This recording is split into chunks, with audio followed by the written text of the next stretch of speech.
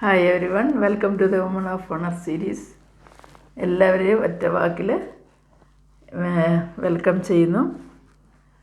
ഇന്ന് നമ്മൾ ഒരു പുതിയ വിഷയത്തെക്കുറിച്ച് സംസാരിക്കാം, അതിനെക്കുറിച്ച് ചിന്തിക്കാമെന്ന് ആഗ്രഹിക്കുന്നു. ബൈബിളിൽ 1 തിമോത്തി 6 അധ്യായം 10 വാക്യത്തിൽ നമ്മൾ ദ്രവ്യാഗ്രഹത്തെക്കുറിച്ച് വായിക്കുന്നുണ്ട്. അതായത് ദ്രവ്യാഗ്രഹം സകലവിധ ദോഷത്തിനും മൂലമല്ലോ എന്നാണ്. ഇത് ചിലർ കാംക്ഷിച്ചിട്ട് വിശ്വാസം വിട്ടുഴന്ന് ബഹു ദുഃഖങ്ങൾക്ക് അധീനമായി തീർന്നുവെന്ന് നമ്മളവിടെ വായിക്കുന്നു. പൗലോസ് അപ്പോസ്തലൻ തിമോത്തിക്ക് എഴുതുന്ന ലേഖനത്തിൽ ആണ് ഈ കാര്യം എഴുതിയിരിക്കുന്നത്. അതൊരു ശരിക്കും പറഞ്ഞു കഴിഞ്ഞാൽ ഒരു അഡ്വൈസായിട്ടോ ഒരു വാണിംഗ് ആയിട്ടോ ഒക്കെ നമുക്ക് എടുക്കാവുന്നതാണ്. നമുക്ക് വന്നിട്ട് നമ്മൾക്ക് ഈ ഒരു ഫെയ്ത്തിന് തന്നെ ഞാൻ പണത്തെ സ്നേഹിക്കാൻ പോയി കഴിയുമ്പോൾ നമ്മുടെ വിശ്വാസത്തിന് തന്നെ കോട്ടം തട്ടുന്നതായിട്ട് കാണുവാൻ സാധിക്കും. പലരും അങ്ങനെ പോയിട്ട് അവസാനം ഈവിളായിട്ടുള്ള കാര്യങ്ങളിലേക്ക് വീഴ്ന്നു പോകുന്നു എന്നാണ് അപ്പോസ്തലൻ പറയുവാനായിട്ട് ആഗ്രഹിക്കുന്നത്. അതൊരു അൺഹെൽത്തി ബിഹേവിയർ, ആ ഒരു പണത്തിനോടുള്ള ആ ഡിസയർ അതൊരു അൺഹെൽത്തി ജീവിത രീതിയിലേക്ക് നമ്മളെ നയിക്കുമെന്നാണ്. അതുപോലെ തന്നെയാണ് നമ്മൾ ദൈവത്തിൻ്റെ വചനത്തെ മിസ്കോട്ട് ചെയ്ത് നമ്മളുടെ പേഴ്സണൽ ബെനിഫിറ്റ്സിന് വേണ്ടിയിട്ട് ഉപയോഗപ്പെടുത്തുന്നതും പൗലോസ് അപ്പോസ്തലന് അത് വളരെ ഇതായിട്ട് വാൺ ചെയ്യുന്നുണ്ട്. അതായത് അപ്പോസ്തലൻ വന്നിട്ട് കൃത്യമായിട്ട് പറയുന്നത് ശരിയായിട്ടുള്ള ഡോക്ട്രിന്, importance of the sound doctrine and warns against those who twist the teachings of Jesus for personal gain എന്ന്. നമുക്കറിയാം, പലരും അങ്ങനെയുള്ള കാര്യങ്ങളൊക്കെ ചെയ്യുന്നുണ്ട്. ഈ നൂറ്റാണ്ടിൽ പ്രത്യേകിച്ച് ഈ കാലയളവിൽ എങ്ങനെ പണം ഉണ്ടാക്കാമെന്ന് ചിന്തിക്കുന്ന ദൈവദാസന്മാരും അല്ലാത്തവരും ഒക്കെ ഉണ്ടെന്ന് നമുക്ക് കാണാവുന്നതാണ്. നമ്മളുടെ പലരെക്കുറിച്ചും കേട്ടിട്ടുണ്ട്. എങ്കിലും പണത്തിൻ്റെ പിന്നാലെ പോയി കഴിഞ്ഞാൽ അത് നമ്മളെ ഈ വീട്ടിലേക്ക് കൊണ്ട് എത്തിക്കുമെന്നാണ് ഇവിടെ പറയുന്നത്. അതുപോലെ തന്നെ അപ്പോസ്തലൻ പറയുന്നത് അവരൊക്കെയും ചീർത്തിരിക്കുന്നു, അഹങ്കാരം കൊണ്ട് നിറഞ്ഞിരിക്കുന്നു, ഒന്നും മനസ്സിലാക്കുന്നു ഇല്ല എന്നാണ് പറയുന്നത്. അതുപോലെ തന്നെ തർക്കത്തിൻ്റെയും വാഗ്വാദത്തിൻ്റെയും ഭ്രാന്ത് പിടിച്ച് അവർ ചേർത്തിരിക്കുന്നു എന്നാണ് വാക്യത്തിൽ പറയുന്നത്. അതായത് 1 തിമോത്തി 6:4 ഇങ്ങനെ പറയുകയാണ്. ശരിക്കും പറഞ്ഞു കഴിഞ്ഞാൽ നമ്മൾ ഒരു പണത്തിൻ്റെ പുറകെ പോകുമ്പോഴാണല്ലോ വാഗ്വാദങ്ങളും തർക്കങ്ങളും ഒക്കെ ഉണ്ടാകുന്നത്. അങ്ങനെയുള്ള അതിലൊക്കെ പെട്ടുപോകാതെ നമ്മളെ തന്നെ സൂക്ഷിച്ച് കർത്താവിൻ്റെ വചനം എന്ത് പഠിപ്പിക്കുന്നോ അത് പ്രകാരം നമ്മൾ ജീവിക്കുവാനായിട്ട് നമ്മളെ തന്നെ സൂക്ഷിക്കേണ്ടതാണ്. പ്രത്യേകിച്ച് പറയുമ്പോൾ കണ്ടൻമെൻ്റ് എന്ന് പറയുമ്പോൾ നമുക്കറിയാം, ഒരു സംതൃപ്തി ഉള്ളതുകൊണ്ട് ജീവിക്കുക, ഉള്ളതുകൊണ്ട് നമ്മൾ ബാധ്യതകളില്ലാതെ അല്ലെങ്കിൽ ഉള്ളതുകൊണ്ട് സന്തോഷമായി ജീവിക്കുന്ന ആ രീതിയെ ഏറ്റവും നല്ല ഒരു കാര്യമായിട്ടാണ് ഇവിടെ പറയുന്നത്. അപ്പോഴേ പൗലോസ് അപ്പോസ്തലൻ പഠിപ്പിക്കുന്നത് ട്രൂ കണ്ടൻമെൻറ്റ് വരുന്നത് ദൈവികമായ കാര്യങ്ങളിൽ കൂടിയാണ്, ത്രൂ ഗോഡ്ലിനെസ് ആണെന്ന്. അത് പണത്തിൽ നിന്ന് വരുന്നതല്ല എന്ന് പറയുന്നു ഇവിടെ, not from wealth. 1 Timothy chapter 6 മുതലുള്ള ഭാഗത്ത് അപ്പോസ്തലൻ അത് വിവരിക്കുന്നുണ്ട്. അത് പറയുന്നത് നമ്മൾ ഈ ലോകത്തിലേക്ക് നമ്മൾ ഗോഡ്ലിനെസ്സിൽ കൂടെ കണ്ടൻമെൻ്റായിട്ട് നമ്മൾ ജീവിച്ചു കഴിഞ്ഞാൽ അതൊരു ഗ്രേറ്റ് ഗെയിൻ ആണെന്നാണ് പറയുന്നത്. അത് നമുക്കൊരു വലിയ നേട്ടം തന്നെയാണ്. അതുപോലെ തന്നെ നമ്മൾ ഈ ലോകത്തേക്കൊന്നും കൊണ്ടുവന്നിട്ടില്ല, ഈ ലോകത്തിൽ നിന്നും ഒന്നും എടുത്തുകൊണ്ട് പോകാനും സാധിക്കുകയില്ല. അതുപോലെ തന്നെ നമുക്കറിയാം, നമുക്ക് ആഹാരവും വസ്ത്രവും ഉണ്ടെങ്കിൽ അതുകൊണ്ട് നമ്മൾ സന്തോഷത്തോടു കൂടി കണ്ടൻമെൻ്റ് ഉള്ളൊരു മനസ്സോടുകൂടി നമ്മൾ സംതൃപ്തിയോടെ ജീവിക്കണമെന്നാണ് അവിടെ എഴുതിയിരിക്കുന്നത്. നമ്മൾ ഈ ലോകത്തിൽ നിന്നൊന്നും എടുത്തുകൊണ്ട് പോകാൻ സാധിക്കില്ല എന്നുള്ളത് കാര്യം പറയുമ്പോഴൊക്കെയും നമ്മൾ പല പ്രാവശ്യം കേട്ടിട്ടുള്ളതാണ് അലക്സാണ്ടർ ദ ഗ്രേറ്റ് എന്നുള്ള ചക്രവർത്തിയെക്കുറിച്ച്. അദ്ദേഹത്തിൻ്റെ ഫ്യൂണറൽ ബോഡി കൊണ്ടുപോകുമ്പോൾ ആ ശവപ്പെട്ടിയിൽ നിന്ന് 2 സൈഡിലേക്കും കരങ്ങൾ വെളിയിലേക്ക് ഇട്ടിട്ട് കൊണ്ടുപോകണമെന്ന് പറഞ്ഞിരുന്നു. അത് പ്രകാരം ചെയ്തു. എന്താണെന്ന് വെച്ചാൽ ലോകത്ത് ഇത്രയെല്ലാം രാജ്യങ്ങളൊക്കെ ഇടയ്ക്ക് വെട്ടിപ്പിടിച്ച് ഇത്രയെല്ലാം സമ്പന്നനായ ആ വ്യക്തിക്ക് ഈ ലോകത്തൊന്നും കൊണ്ടുപോകാൻ സാധിക്കുന്നില്ല എന്നുള്ളത് മറ്റുള്ള ജനങ്ങൾക്ക്, ജീവിച്ചിരിക്കുന്നവർക്ക് അതൊരു പാഠമായിട്ടത് കാണിക്കണം എന്നുള്ള ഇതായിരുന്നു അതിൻ്റെ ഉള്ളടക്കം. അങ്ങനെ അലക്സാണ്ടർ ദ ഗ്രേറ്റ് എൻ്റെ 2 കൈകളും വെളിയിലേക്ക് ഇട്ടിരുന്നു എന്ന് നമ്മൾ വായിച്ചിട്ടുണ്ട്. ചരിത്രം അങ്ങനെ പറയുന്നു.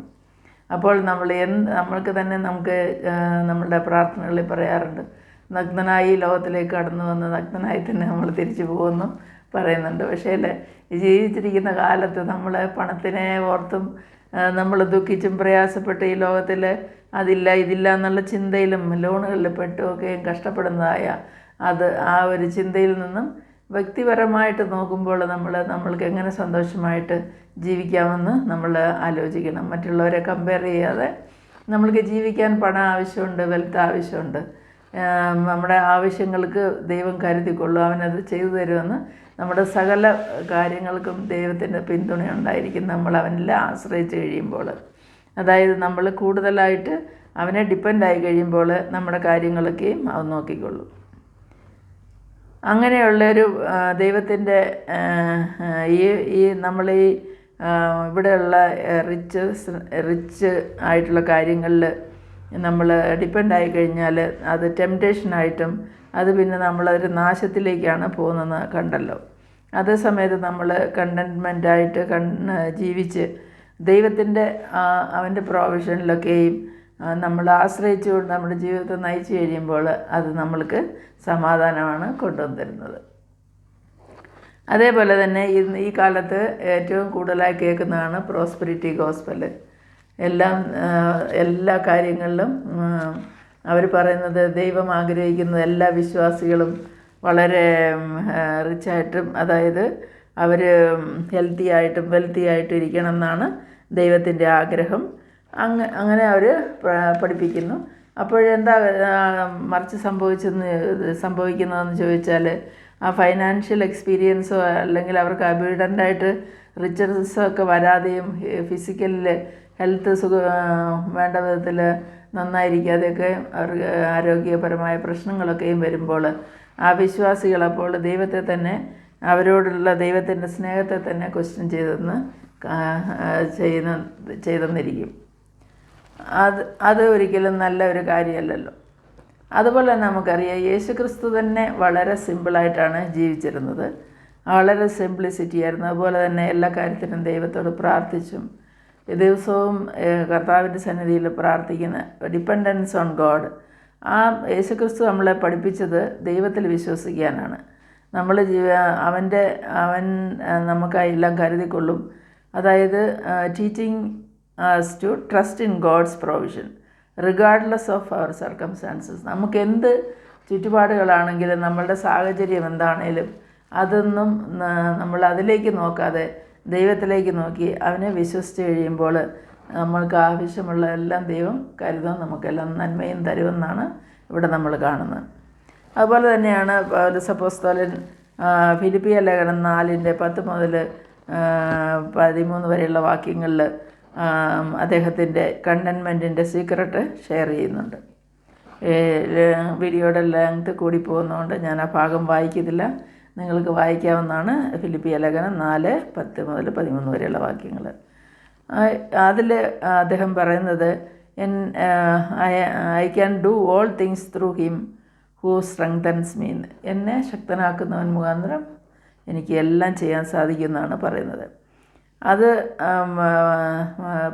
പൗലോസ് അപ്പോസ്തലൻ്റെ contentment was rooted in his relationship with Christ. ക്രിസ്തുവിലുള്ള ആ ഒരു റിലേഷൻഷിപ്പിലാണ് ആ കണ്ടൻമെൻറ്റിൻ്റെ വേരുകൾ പോയിരുന്നത്. അതുപോലെ അത് ഒരിക്കലും അത് വെളിയിലുള്ളതായ എക്സ്റ്റേണലായിട്ടുള്ള സർക്കംസ്റ്റാൻസസുകളിലോ സാഹചര്യങ്ങളിലോ ആയിരുന്നില്ല എന്ന് നമുക്ക് കാണാൻ സാധിക്കും. അതുപോലെ തന്നെയാണ് നമ്മൾ റൈറ്റ് പെർസ്പെക്റ്റീവിൽ വെൽത്തിനെ കാണണം എന്നുള്ളത്. അതായത് പ്രത്യേകിച്ച് പറയുമ്പോൾ അപ്പോസ്തലൻ പൗലോസ് തിമോത്തിയോട് പറയുന്നത്, ഇൻസ്ട്രക്റ്റ് ചെയ്യുന്നത്, ഈ ലോകത്തിൽ വെൽത്തി ആയിട്ടുള്ളവരുടെ ഹമ്പിളായിട്ട് ജീവിക്കുവാനും അതുപോലെ തന്നെ അവർ വന്നിട്ട് അവരുടെ ഹോപ്പിനെ വന്ന് ദൈവത്തിൽ അർപ്പിക്കുവാനും അല്ലാതെ അവരുടെ റിച്ച്നെസ് അല്ല വേണ്ടിയതെന്ന് പറയുന്നത്. അതായത് ഇങ്ങനെ വായിക്കും നമ്മൾ, Paul advises Timothy to instruct those who are wealthy to be humble and to place their hope in God not in their riches. അവരുടെ വെൽത്തിലല്ല, അവരുടെ റിച്ച്നെസ്സിലല്ല ആശ്രയം വയ്ക്കേണ്ടത്, ദൈവത്തിൽ അവരുടെ ഹോപ്പ് വയ്ക്കുവാനായിട്ട് പറയുന്നു. അതുപോലെ ഇങ്ങനെയാണ് വാക്യം വായിക്കുന്നത് നമ്മൾ 1 തിമോത്തി 6:17 മുതൽ 19 ഭാഗത്ത്. ഈ ലോകത്തിലെ ധനവാന്മാരോട് ഉന്നതഭാവം കൂടാതെ ഇരിപ്പാനും നിശ്ചയമില്ലാത്ത ധനത്തിലല്ല നമുക്ക് സകലവും ധാരാളമായി അനുഭവിപ്പാൻ തരുന്ന ദൈവത്തിൽ ആശ വയ്പ്പാനും നന്മ ചെയ്യുവാനും സൽപ്രവർത്തികളിൽ സമ്പന്നരായി ദാനശീലരും ഔദാര്യമുള്ളവരുമായി സാക്ഷാലുള്ള ജീവനെ പിടിച്ചുകൊള്ളേണ്ടതിന് വരും കാലത്തേക്ക് നല്ല ഒരു അടിസ്ഥാനം നിക്ഷേപിച്ചു കൊള്ളുവാനും ആജ്ഞാപിക്കുക എന്നാണ് പൗലോസ് അപ്പോസ്തലൻ തിമോത്തിയോട് പറയുന്നത്. ഇവിടെ നമ്മൾ കാണുമ്പോൾ അതായത് നമ്മൾ നല്ല പ്രവൃത്തികൾ ചെയ്യുക എന്നുള്ളത്, to be rich in good works. അപ്പോൾ നല്ല പ്രവൃത്തികളിൽ നമ്മൾ സമ്പന്നരായിരിക്കണം എന്നുള്ളതാണ്. അതുപോലെ തന്നെ ജനറസ് ആയിരിക്കണം. അതുപോലെ തന്നെ റെഡി ടു ഷെയർ, മറ്റുള്ളവരുമായി പങ്കുവയ്ക്കുവാനായിട്ടുള്ള ആ മനസ്സ് നമുക്കുണ്ടായിരിക്കണം. അപ്പോൾ ഈ ലെസൺ നമ്മൾ നമ്മുടെ ജീവിതത്തിൽ അപ്ലൈ ചെയ്യുമ്പോൾ അതായത് 1 തിമോത്തി 6:10 നമ്മുടെ ജീവിതത്തിലേക്ക് നമ്മൾ അപ്ലൈ ചെയ്യുമ്പോൾ അതൊരു ചാലഞ്ചായിട്ട് നമുക്ക് തോന്നാം. നമ്മളെ തന്നെ അത് നമ്മുടെ our own attitude towards money and contentment, നമ്മളുടെ സ്വന്തം നമ്മുടെ തന്നെ ഒരു ചിന്താഗതികളും അതുപോലെ തന്നെ നമ്മളുടെ പണത്തോടുള്ളതോ അല്ലെ സമ്പത്തിനോടുള്ള ആ ഒരു അപ്രോച്ച്, അല്ലെങ്കിൽ നമ്മൾക്ക് നമ്മുടെ ജീവിതത്തിലുള്ള കണ്ടൻമെൻറ്റ് എത്രമാത്രം ഉണ്ടെന്ന് നമ്മൾ ചാലഞ്ചായിട്ട് എടുക്കേണ്ടതാണ്. ഇവിടെ നമ്മൾ നോക്കുമ്പോൾ നമുക്ക് ചെറിയ പ്രാക്ടിക്കൽ സ്റ്റെപ്സ് ചെയ്യാൻ പറ്റും. ഒന്നാമതായിട്ട് നമ്മളെ തന്നെ ഇവാലുവേറ്റ്, നമ്മുടെ പ്രയോറിറ്റീസ് എന്താണെന്ന് ഇവാലുവേറ്റ് ചെയ്യണം. അതുപോലെ തന്നെ are we placing our hope and security in money, നമ്മൾ ദൈവത്തിലാണോ അതോ നമ്മുടെ ദൈവത്തിലാണോ നമ്മുടെ ആശ്രയവും നമ്മുടെ സെക്യൂരിറ്റിയും നമ്മുടെ ഹോപ്പൊക്കെയും വയ്ക്കുന്നതെന്നുള്ളത് നമ്മൾ ചിന്തിക്കേണ്ടതാണ്. അതുപോലെ തന്നെ നമ്മുടെ ട്രൂ കണ്ടൻമെൻറ്റ് എവിടെയാണ് കിടക്കുന്നതെന്ന് നമ്മൾ അത് റിഫ്ലക്റ്റ് ചെയ്ത് കാണിക്കേണ്ടതാണ്. അതുപോലെ തന്നെയാണ് രണ്ടാമതായിട്ട് പ്രാക്ടീസ് ജനറോസിറ്റി. നമ്മൾ അങ്ങനെ ഒരു പ്രാക്ടീസ് ചെയ്തെങ്കിൽ മാത്രമേ നമുക്ക് അങ്ങനെ ഒരു ഹാബിറ്റ് ഉണ്ടാകുകയുള്ളൂ. അതായത് നമ്മൾ ഓപ്പർച്യൂണിറ്റികളെ നമ്മൾ അന്വേഷിച്ച് നമുക്ക് ജനറസ് ആയിട്ടിരിക്കുവാനും നമ്മളുടെ റിസോഴ്സസ് കൊണ്ട്, അതുപോലെ തന്നെ നമ്മുടെ ടൈം കൊണ്ട്, നമ്മുടെ മണി കൊണ്ട്, അതുപോലെ തന്നെ നമ്മുടെ ടാലൻറ്റുകളൊക്കെ കൊണ്ട് മറ്റുള്ളവരെ നമുക്ക് എങ്ങനെ സഹായിക്കാൻ പറ്റുമെന്നുള്ള ആ ഒരു ചിന്ത നമ്മൾ കണ്ടുപിടിക്കേണ്ടതാണ്. അതുപോലെ തന്നെയാണ് മൂന്നാമതായിട്ട് ദൈവത്തിൻ്റെ ഗോഡ്ലിനെസ്സിൽ നമ്മൾ അന്വേഷിച്ച് അതിൽ നമ്മൾ കണ്ടൻമെൻ്റായിട്ടിരിക്കണം. നമ്മളുടെ ആ ഫോക്കസ് വന്നിട്ട് ദൈവവുമായിട്ടുള്ള റിലേഷൻഷിപ്പ് വളരുന്നതിലേക്ക് അർപ്പിക്കണം. അതേപോലെ നമ്മൾ കണ്ടൻമെൻറ്റ് ദൈവം തരുന്നതായ ആ അവൻ്റെ പ്രൊവിഷനിലും, അതായത് അവൻ്റെ ഗിഫ്റ്റുകളിലും, അതുപോലെ തന്നെ നമ്മുടെ ഫൈനാൻഷ്യൽ സിറ്റുവേഷനിലേക്ക് എന്തു തന്നെ ആയിരുന്നാലും അതിലേക്ക് നമ്മൾ ശ്രദ്ധിക്കാതെ നമ്മൾ ദൈവത്തിൻ്റെ ആ ഒരു പ്രൊവിഷനിലേക്ക് നമ്മളെ തന്നെ നമ്മൾ ഫോക്കസ് ചെയ്ത് ദൈവവുമായിട്ടുള്ള റിലേഷൻഷിപ്പ് നമ്മൾ കൂടുതലായിട്ട് നമ്മുടെ ജീവിതത്തിൽ ദിനം പ്രതി അതിനെ വളർത്തിക്കൊണ്ട് വന്നു കഴിയുമ്പോൾ നമ്മൾക്ക് നല്ലൊരു ജീവിതം ഈ ലോകത്തിൽ ജീവിക്കാനായിട്ട് സാധിക്കും. ഞാൻ പറഞ്ഞ കാര്യങ്ങളിൽ ആർക്കെങ്കിലും എതിർപ്പുണ്ടെങ്കിൽ അത് കമൻറ്റ് ബോക്സിൽ എഴുതാവുന്നതാണ്. എല്ലാവർക്കും ഒരു നല്ല ദിവസം നേർന്നുകൊള്ളുന്നു.